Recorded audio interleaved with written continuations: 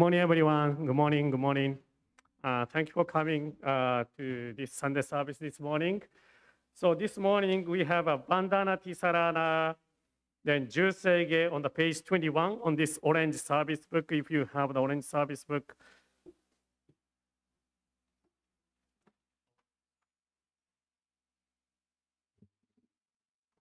then the Gata is a special place. Then three reading with a threefold refuge, then Dharma message. So this is today's service program. So the service begins by the Kansho by Yuya Kusunoki. Thank you.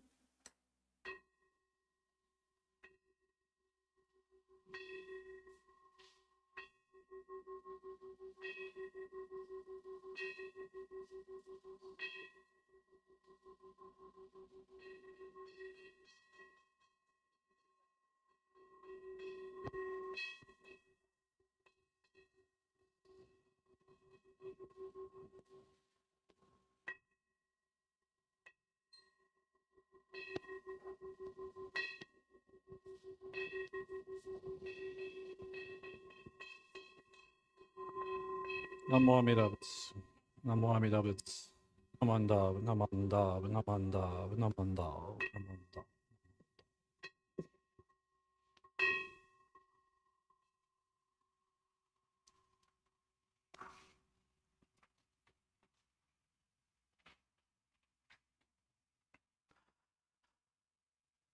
Namo tassa bhagavato arahato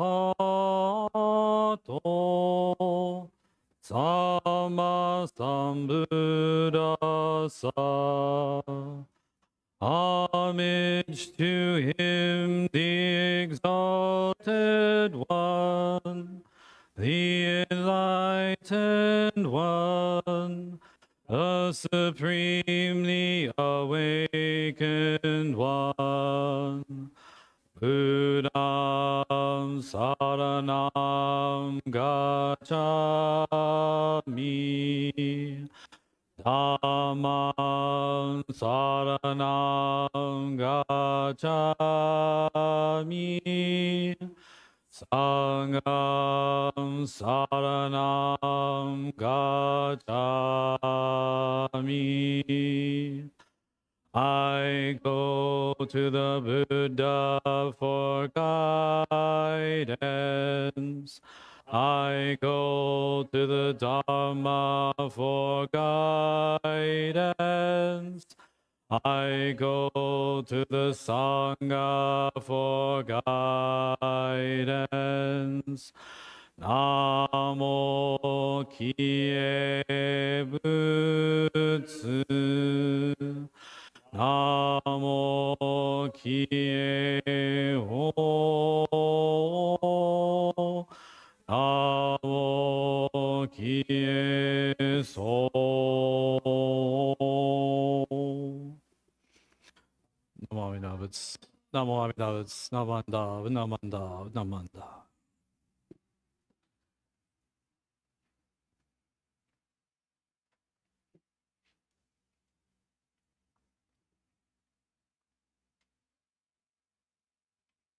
Chanting the Jusege on page 21.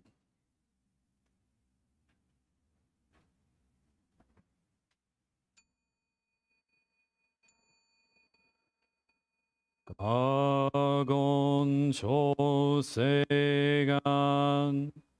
ishimu jodo shigan fumansok seifu joshogak rao muryoko fui dai seishu fusai shobingu seifu joshogak gashi jobundo myosho chojipo kukyo みしょもん政府上昇学利欲人少年超越主凡行しぐむ浄土二所天人し人力現代公不所無才道少女三苦名交際主役難回避知恵言名詞根も案閉塞小悪道通断全宗門高僧上満足いおろじぽ日願集中期天候音不言一種解放像公正苦読法上大集中説法知識供養一切仏具足修徳本観念心上満徳意三害を余分無下知通達未不詳感覚営利都市最小尊志願や国家大戦の感動国書天人おうち妙受けナマンダブナマンダブナマンダブナマンダブナマンダブナマンダブ願にしく読ようどせいさいおうほんぼ大心おうじょうあら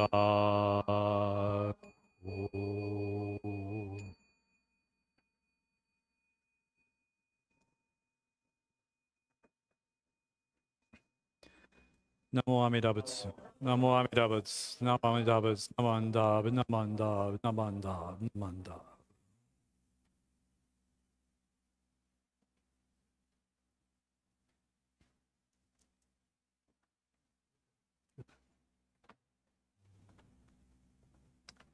Okay, next is the Gata special place. So please stand, rise for the Gata special place, and remain standing for the threefold refuge.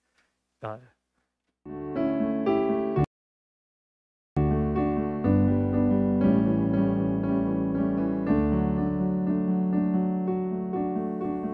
is a square upon the floor.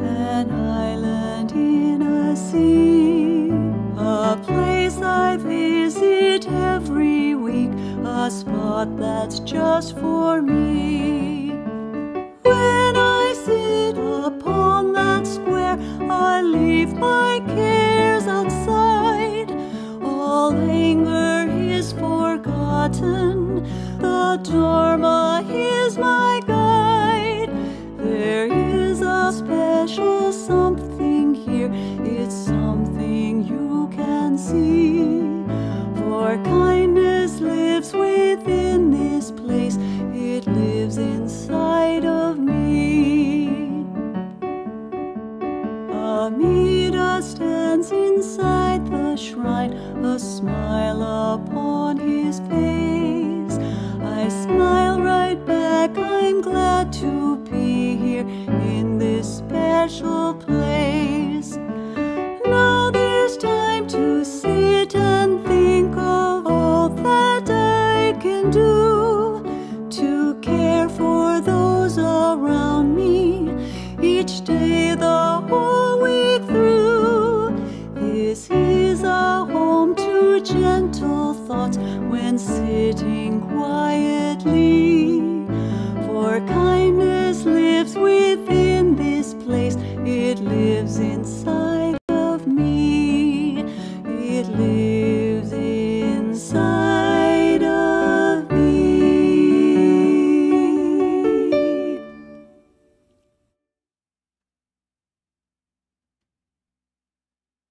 Now please join me in chanting the threefold refuge. Difficult is it to receive a human form, now we are living it.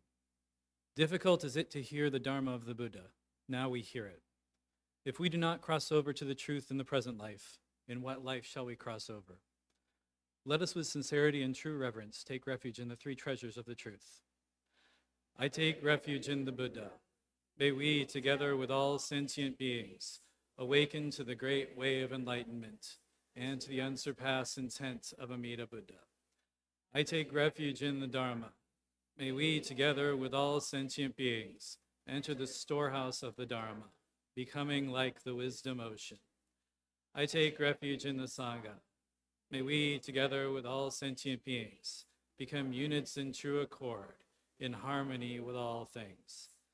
The peerless, profound, and wondrous Dharma is rare to encounter, even in many hundreds and thousands of kalpas.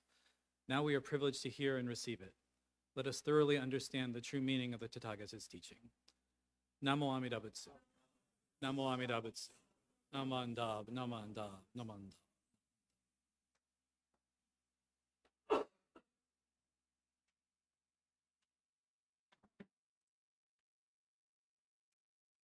Good morning, everyone.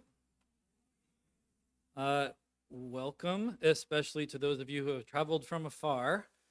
For those of you who don't know me, my name is Matt May. I'm one of the minister's assistants here.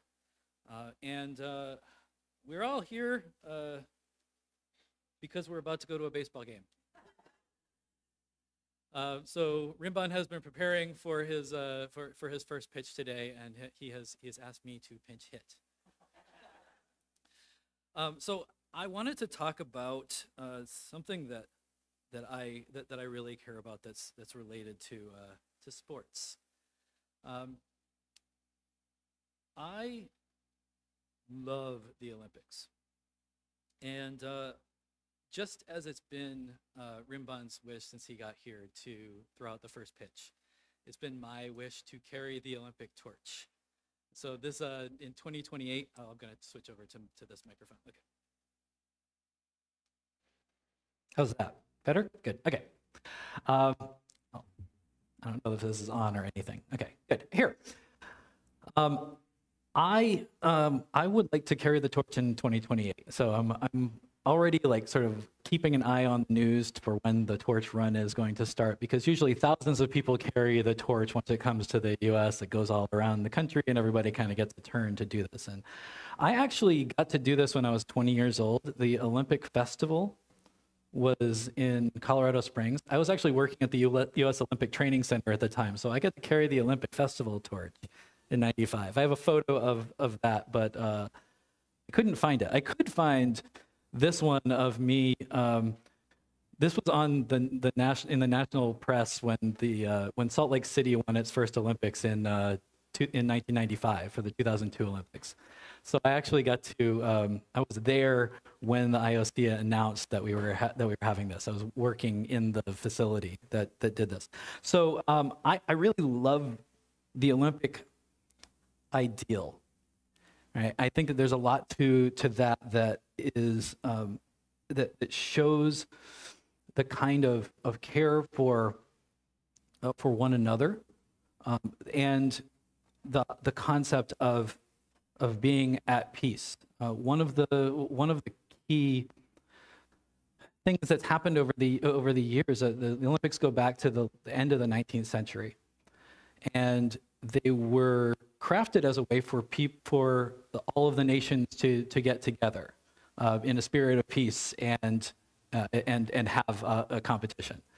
And so over the years, there have been wars that actually went into ceasefire specifically so that people could have the Olympics during peacetime. So there's this idea of that, yes, there's competition and everything, but we're actually here to celebrate an act of humanity, an act of the common good. I think that's something that weaves in and out of the Olympic history a little bit, because we also have the Olympics sort of the Cold War era, where the US and the Soviet Union would have this kind of almost athletic arms race where it was all about the medal counts. And still we see every day the medal counts pop up on the screen, and who has the most gold medals and who has the most medals overall. And that one country is ahead in table tennis, and one country dominates in in athletics or the swimming or or team handball. I love team handball. That's like that is the Summer Olympics nerd event, right? Nobody in America plays team handball really. We look at it and we go like, oh, it's kind of like basketball, but but also kind of like dodgeball. But it's there, and it's this idea. Everybody is trying their best at one event, and it seems to have evolved from this kind of nationalistic idea of we're fighting each other for our country's glory to something that's a lot more individualistic. And even that focus on the gold medal is something that it's great drama. It's great. It's a great battle. But if you ever go to the Olympic Games, there are multiple different heats, right? There are dozens of people that have qualified to be in the 100-yard dash, right? Not everybody makes it, but that's good enough for them just to have made it to that echelon, right? The motto of the Olympics is Sidious Altius Sportius, higher, faster, stronger. Not highest, fastest, strongest, right? This is framed sometimes as a battle between nations and between athletes and people that are fighting one another, and that commitment is always there, right? You have people that are giving their entire lives to doing this thing, right? The idea in Buddhism of virya, diligence, that we're pushing ourselves to the capacities of what we have. But it's the idea that not everybody wins, but you see these athletes talk about how they tried their best, right? I heard this a lot, especially going into ordination. Gambate, right? Do your best, right? Try your hardest, like push yourself to do this. But not that there's any sense of shame that you couldn't be on the top of the podium, right? That there's no that it is an achievement to have been that disciplined and to have pushed that hard to do this. And the one story that I think came out of this Olympics, aside from the pistol guy, that was kind of cool. You saw the Turkish pistol guy that was just in flip-flops, literally in the middle of it. He was wearing slides, I think, in the middle of his 10-meter pistol shooting, where everybody else had all of the gadgets and gizmos and stuff hanging from their faces and everything. I thought that the real story was, as it was kind of in the last Olympics, it was Simone Biles. I think the bravest thing that happened in the last Olympics in Tokyo was that she knew that she wasn't going to be able to give her best. And that instead of forcing herself to do something that she didn't feel capable of doing, she stepped aside and let other people step in. And that allowed another athlete to, to take the podium, to win the all around. And that fact that there were so many people that criticized her for not doing the thing that she was expected to do, there was almost a backlash against the backlash, right? There was this argument over whether it was wrong for her to have stepped back from a thing that she didn't think that she was able to do.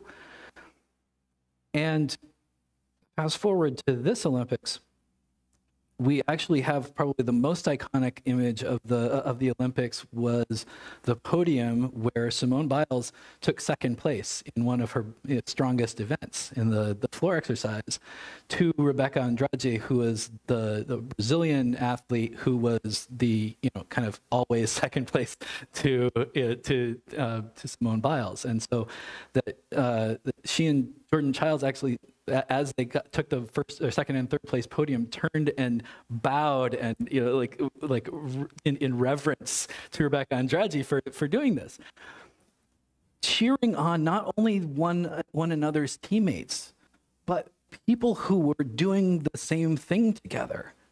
Was an amazing exercise in just seeing people being happy for other people. That it was something of, in a sense, it was a gift.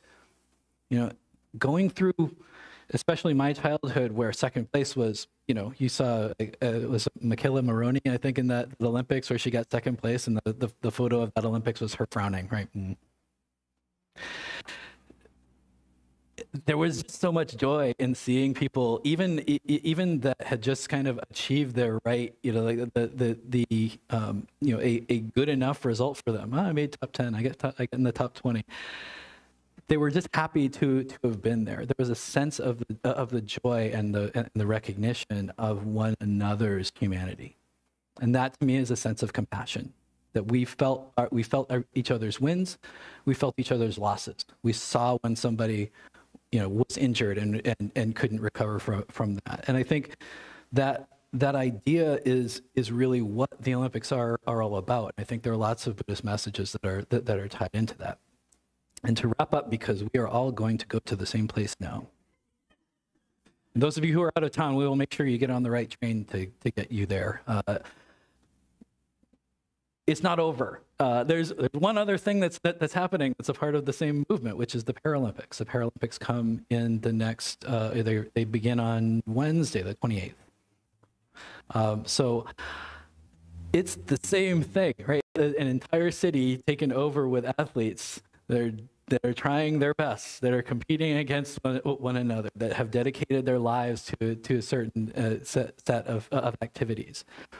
It is all the same understanding, and it is with the exact same goal in mind, that we all get together in a spirit of community and recognize everybody's humanity and the effort that they put in.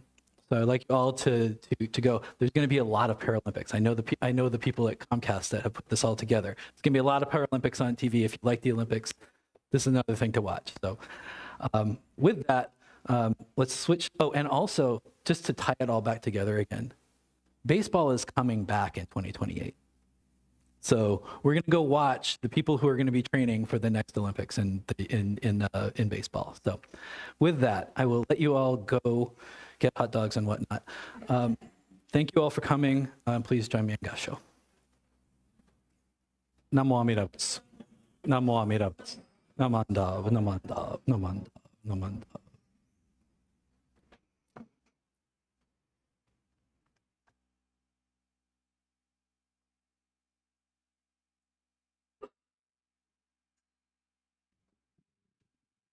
Okay, thank you, Matt, for your demo message. Any announcements?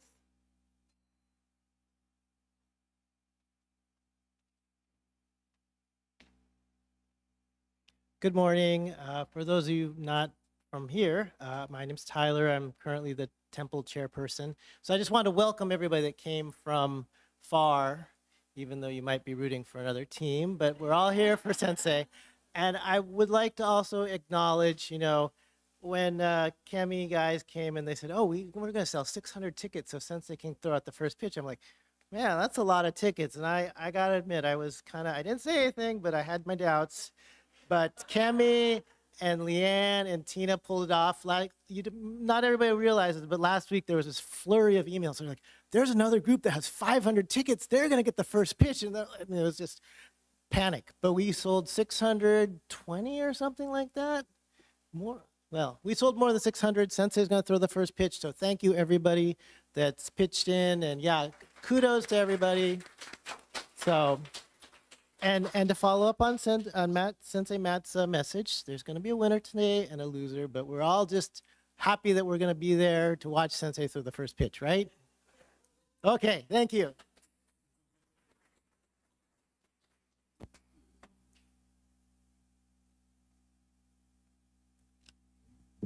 Hello, I'm Leanne Nishi Wong, and I am the project manager for the Arson Restoration Project. And I want to thank everyone that came to support our restoration of our temple, so thank you. I also want to thank Ken Lambert. He's here in the back. If you've noticed someone going around with the camera, he is from the Seattle Times and is doing a feature on the temple and where we are today, from the fire, pre-fire, to where we're going. So thank you, Ken, for being here today.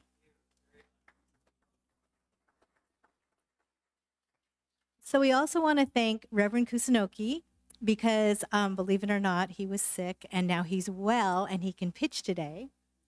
So we were a little scared, but he's here. And then I want to also announce our star catcher. So can you guess who's going to be catching today? Any thoughts? So Yuya Kusunoki will be catching his father's pitch today.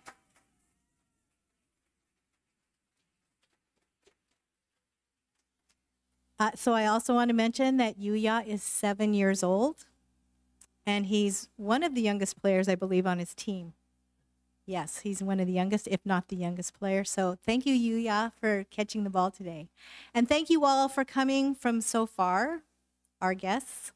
Thank you for coming up. Thank you. We'll see you at the game.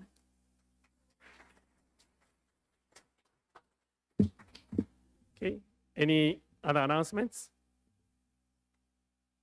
Okay, I'd like to also say thank you for everyone to coming to this service and for the game today. So of course, well, sounds like this has started from, I say, some years New Year's resolution. I was kind of just joking, this year's New Year's resolution, I'm gonna stand on the Mariners game, do the first pitch. So that's the last couple of years I was keep saying that. So then, someone who was in the service, like Kemi, was seriously think about my New Year's resolution. So then this, this project kind of, started. So I really appreciate, Kemi, Liang, and Tina to work so hard to sell those 600 tickets. So of course, this is a temple's restoration fundraiser. That's also important. That's also important. But I feel another important things I found the treasure from this project is after the fire happened, we lost the place to get together. So then we lost the opportunity to get together. So then this Mariners' first pitch is, as a Seattle Betsuin, giving us an opportunity to reconnect each other. So Sangha, reconnect, Sangha, talk about the temple, Sangha, talk about each other. So that's it is really treasure to me. So because 600 is a lot. So lots of people, because now, we only have 30, 40 people able to get together here in this building. But today at the stadium, of course, lots of non-members also coming, those bought the tickets, but still lots of the temple members from California, our friends, Dharma friends from California, also joining us. So that's a treasure to me. So thank you again for coming to this day today. So let's enjoy. 楽しみましょう。Okay. So now I'd like to conclude this service. はい、please join me in 合唱。ナモアミダ仏、ナモアミダ仏、ナモアミダ仏、ナモアミダ仏、ナマンダ、ナマンダ、ナマンダ。はい、ありがとうございました。Thank you.